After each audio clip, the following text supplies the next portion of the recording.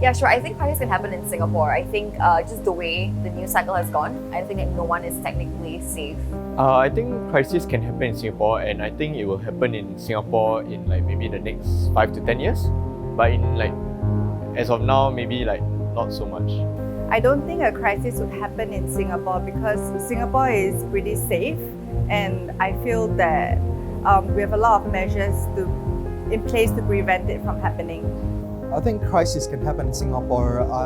I've come across the sentiment that it's a matter of when, not if. To be honest, I will say that I'm very mentally unprepared for that scenario. I first reaction probably fear, protect my loved ones. If crisis strikes, then I guess I'll be called to defend the country, right? I guess, I don't know, yeah.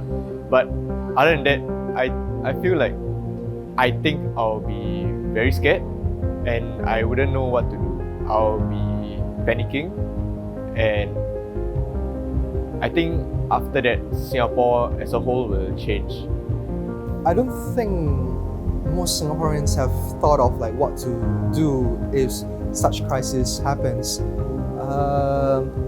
But I think that the easiest course of action is to just call the authorities. So that's the first one that comes to my mind. Don't try to be a hero. Like for every training exercise that we do, we can only be prepared to a certain extent, but when the actual crisis arises, it's very hard to put yourself in the situation where you see dead bodies all around. It's very hard to be prepared for such situations. I think the authorities have made a lot of preparations, but for Singaporeans themselves, I'm not quite sure.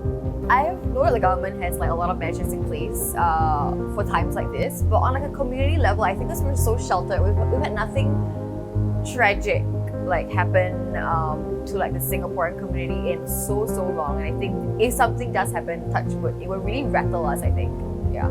I think there are two signs that you can see whether people are radicalized. For one, they start sharing radicalized sentiments or thoughts on social media. Secondly, they start to tell you like their thoughts about it and how strongly they feel about it.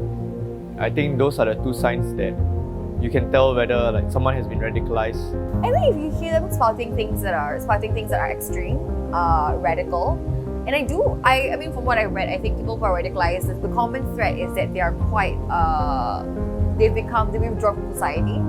So you'll find them like isolating themselves from their family, their friends, consuming radical content online. Like you can see like the social media pattern and what they like, what they share. If it seems radical and like quite right wing, then yeah, it's an issue. I was held as a hostage, and it was a very threatening situation. I was held. It was so scary and it was so terrifying. I was so panicked and I almost burst out and my tears even rolled down.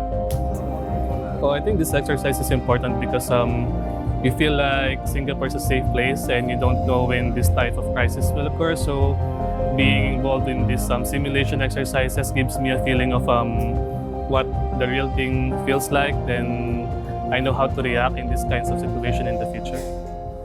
To make our home more secure, I think we could, not be complacent for one, to exercise vigilance during our day-to-day. Not to say that we should stay on our toes each day, because that's tiring, but then at least be aware of like what should be done should such a crisis happen.